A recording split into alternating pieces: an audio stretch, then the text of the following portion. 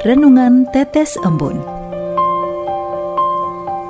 Renungan Tetes Embun, Senin 25 Agustus 2025. Bukalah pintu surga, bukan menutup. Kutipan diambil dari Injil Matius bab 23 ayat 13. Celakalah kamu, hai ahli-ahli Taurat dan orang-orang Farisi, hai kamu orang-orang munafik, karena kamu menutup pintu-pintu kerajaan surga di depan orang. Sobat Katolikana, terkadang saya merasa sudah melakukan banyak hal untuk Tuhan. Aktif di komunitas, pelayanan rutin, ikut retreat, bahkan berbicara lantang tentang kebenaran iman.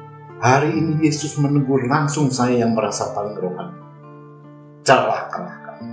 Injil hari ini adalah peringatan sekaligus undangan bagi saya untuk tidak terjebak dalam kemunafikan rohani dan undangan untuk membuka hati agar pelayanan saya sungguh-sungguh membawa orang lain kepada Tuhan. Saya juga merenungkan dua sosok kudus yang diperingati hari ini, Santo Ludovicus Gonzaga dan yang Santo Yosef dari Calazans. Keduanya adalah imam, pelayan, dan saksi kasih Kristus yang nyata. Ludovicus, seorang bangsawan muda, meninggalkan segala kemewahan untuk merawat korban wabah. Dia wafat dalam usia belia, bukan karena perang atau dosa, tetapi karena kasih yang ia berikan kepada sesama yang menderita. Sedangkan Yosef Calazans, pelayan anak-anak miskin di Roma, memulai sekolah gratis pertama di Eropa. Ia tahu bahwa pendidikan adalah jalan menuju martabat dan iman. Dia dicemooh, ditolak, bahkan dicopot dari lembaga yang dia dirikan sendiri.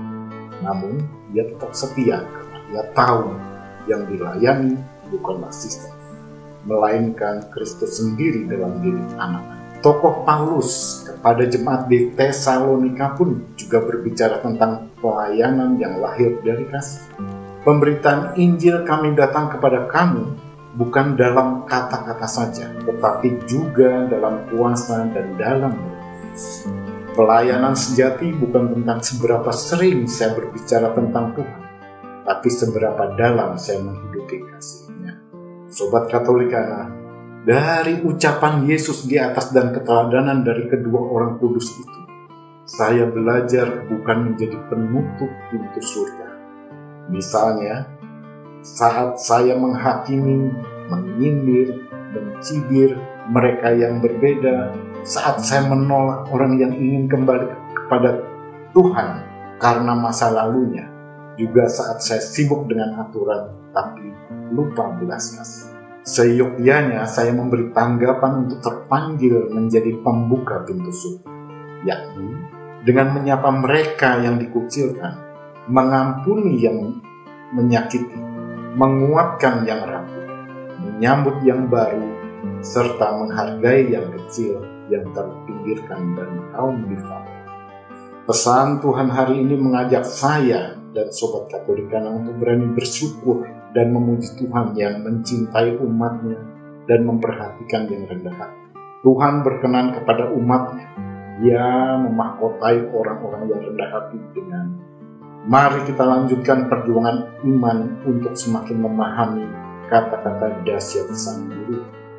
Celakalah kamu yang menutup pintu surga, sehingga kita semua dituntun Roh Kudus untuk menjadi pintu dan jalan terbuka lebar, bukan menjadi tembok penutup keselamatan. Marilah berdoa dalam nama Bapa, Putra, dan Roh Kudus. Amin. Tuhan Yesus, ampunilah kami jika kami menutup pintu surga bagi orang lain lewat sikap atau kata. Hari ini kami ingin membuka hati kami agar Engkau masuk dan bekerja melalui. Ajari kami untuk melayani dengan kasih seperti Santo Ludovicus dan Yosef Calazans. Beri kami hati yang rendah dan tangan yang siap menolong. Jadikan kami saksi kasih-Mu di dunia yang haus belas kasih. Amin. Dalam nama Bapa dan Putra dan Roh Kudus. Amin.